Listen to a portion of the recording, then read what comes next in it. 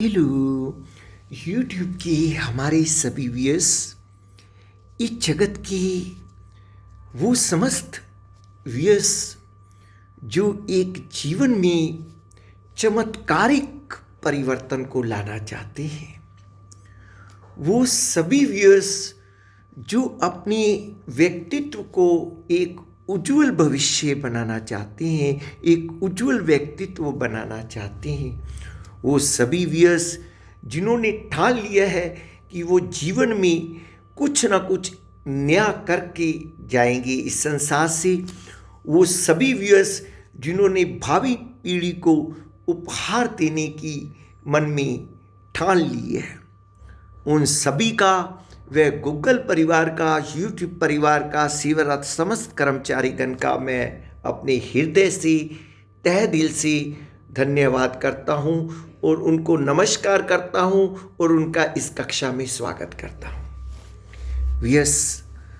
इस सुंदर और अद्भुत सफ़र में हम लोग बहुत ही सुंदर चीज़ें सीख रहे हैं और आप सभी लोगों की बहुत सुंदर कमेंट्स भी मिल रहे हैं मुझे।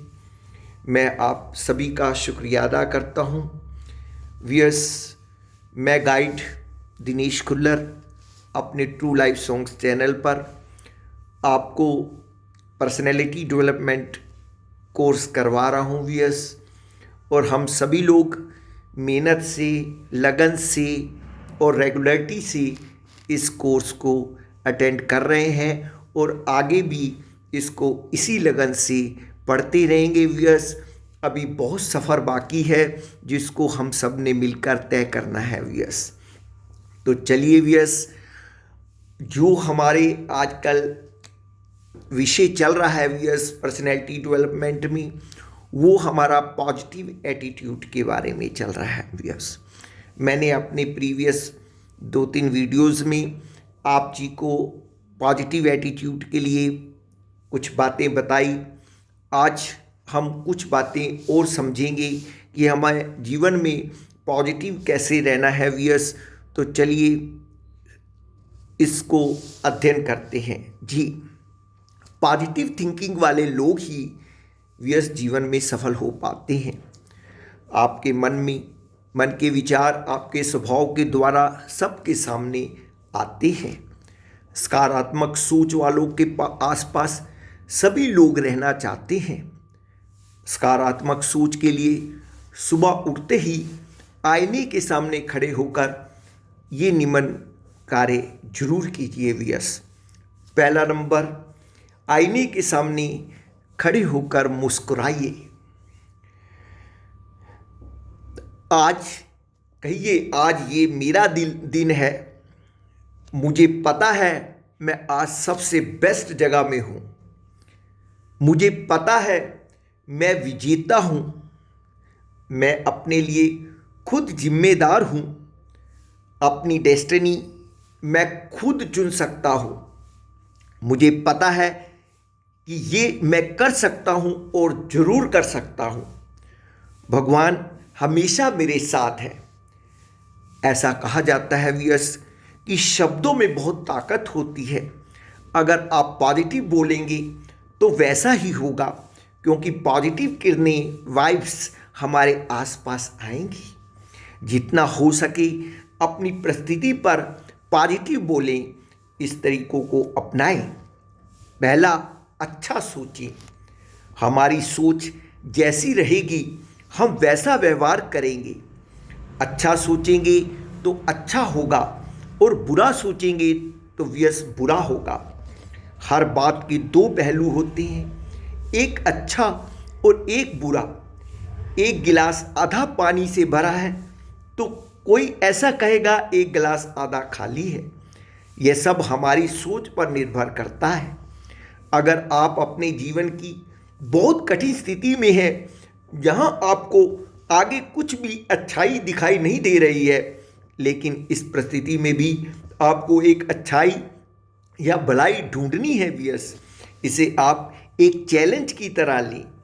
बुरी स्थिति में भी यह सोचो कि परमेश्वर की आशीष क्या है, क्या अच्छा हो रहा है इस समय।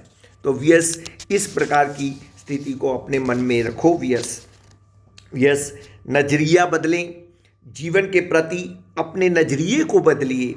दुनिया में कई ऐसे लोग हैं जो जीवन की कठिन परिस्थिति में होने पर भी सदा मुस्कुराते रहते हैं, लेकिन कुछ लोग ऐसे भी हैं जिनके पास सब कुछ होगा फिर भी परेशान होंगे। यह आपको तय करना होगा कि आप अपनी लाइफ को किस तरह से जीना चाहते हैं। तो आगे शिकायत मत करो, किसी भी बात के लिए शिकायत मत करो। बेकार स्थिति में भी भगवान, इंसान या अपनी किस्मत को मत कोसो, बल्कि परिस्थिति का दूसरा पहलू देखो। जैसे अगर आपकी नौकरी चली गई है तो आप ये सोचो कि जो काम आपके अभी तक नौकरी की वजह से पूरे नहीं हो पा रहे थे वो अब आप कर पाओगे। आपके पास अब बहुत समय है परिवार के लिए, अपने लिए। आप यह भी सोचो कि भगवान जी ने आपके लिए कोई और अच्छी नौकरी सोच रखी होगी, बस आपको उसका इंतज़ार करना है। अगर आपका किसी से झगड़ा हो जाता है, सामने वाला आपको बहुत सुनाता है, तो आप ये सोचो वो आपकी कितनी केयर करता है।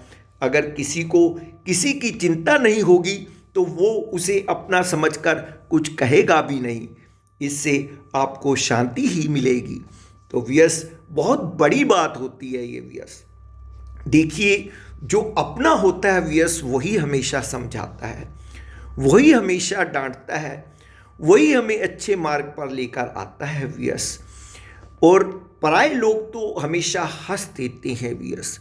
जीवन में एक बात हमेशा याद रखिए व्यस, इस संसार के अंदर आप लोग 3 लोगों के सामने अगर गलती करते हैं व्यस, तो वो लोग आपको आपकी उस गलती को सुधारेंगे और आपको सर्वोत्तम मार्ग बताएंगे व्यस। वो कौन लोग हैं व्यस? पहले आपके माँ, पिता और टीचर। व्यस इनके आगे अगर हम कुछ भी गलती करते हैं व्यस, तो ये हमेशा हमें उसके बारे में समझाते हैं व्यस। प्यार से भी समझाते हैं, डांट से भी समझाते हैं, लेकिन वो हमारा भला चाहते हैं व्यस, इसलिए हमें वो डांटते हैं। तो इसलिए व्यस कभी उन लोगों की डांट को आपने माइंड नहीं करना, बल्कि आशीर्वाद समझकर उसको ग्रहण करना है व्यस। इसके अतिरिक्त अगर आप समाज में किसी और के सामने अपनी गलती को करते हैं व्यस, तो वो हंस कर चला जाता है, उसमें कोई सुधार नहीं करता है। तो इसलिए व्यस ये भी ध्यान रखिए, अपनी पॉजिटिव सोच रखिए व्यस, कि अगर कोई हमारे को डांट रहा है या हमारे बारे में कुछ कह रहा है तो वो हमारी चिंता कर रहा है व्यस, हमें पॉजिटिव सोचना है व्यस। नेक्स्ट, परेशानी पर फोकस मत करो। हमें कभी भी अपनी परेशानी पर फोकस नहीं करना चाहिए व्यस। जब हम अपनी परेशानी पर फोकस करते हैं तो हम उसे मौका देते हैं कि वो हमारी लाइफ में अपना स्थान बना ले। परेशानी की तरफ ध्यान मत दो, अपना ध्यान दूसरी ओर लगाने की कोशिश करो। परेशानी पर ध्यान देने पर आप अपनी स्थिति को बिल्कुल भी नहीं बदल पाओगे, इससे आपके स्वास्थ्य व सोच दोनों पर असर पड़ेगा। नेक्स्ट व्यस, लिस्ट बनाएं। आप अपने लिए एक लिस्ट बनाएं, उसमें वो सब बातें लिखें जिससे आपको खुशी मिलती है, शांति मिलती है। जैसे कि आपके मन में उथल पुथल हो, नेगेटिव बातें आए, आप उस लिस्ट में से एक बात चुनकर उसे करें। जिस बात से आपको शांति, खुशी मिलती है उसे सबसे ऊपर रखें। जैसे कि मैं ऐसी परिस्थिति में सबसे पहले प्रार्थना करता हूँ, परमेश्वर के साथ अकेले समय बिताता हूँ, गाने सुनता हूँ, बच्चों के साथ खेलता हूँ। ऐसे ही आप एक लिस्ट बनाएं। यस, ये सभी बातें हमें ध्यान रखनी है। मोटिवेट करें।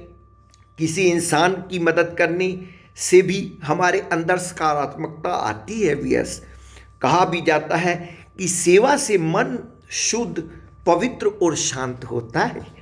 आप आसपास कोई परेशान है तो उसका उत्साहवर्धन करें, उसे जीवन की अच्छी बातें बताएं। इसके अलावा किसी को किसी चीज़ की ज़रूरत हो तो उसकी मदद करें।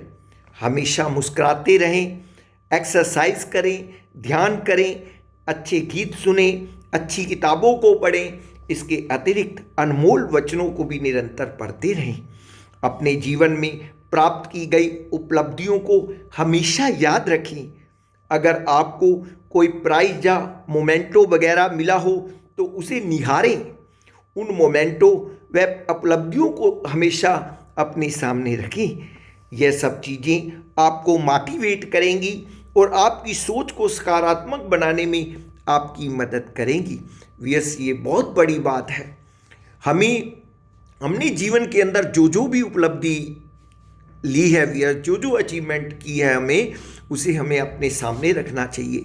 वो चीज़ हमें मोटिवेट करती है कि हमने ये अचीवमेंट की है, हम आगे भी कुछ कर सकते हैं। वीएस, तो मोटिवेशन जो है वो बहुत ज़रूरी होती है। वीएस, नेक्स्ट, सकारात्मक लोगों के साथ ज़्यादा से ज़्यादा बातचीत करें और उन्हें अपनी परेशानी बताएं, उनकी सोच को अपनाने की कोशिश करें। वीएस, कई बार पॉजिटिव बातें सुनकर, उनको पढ़कर तुरंत हम अच्छा महसूस करते हैं।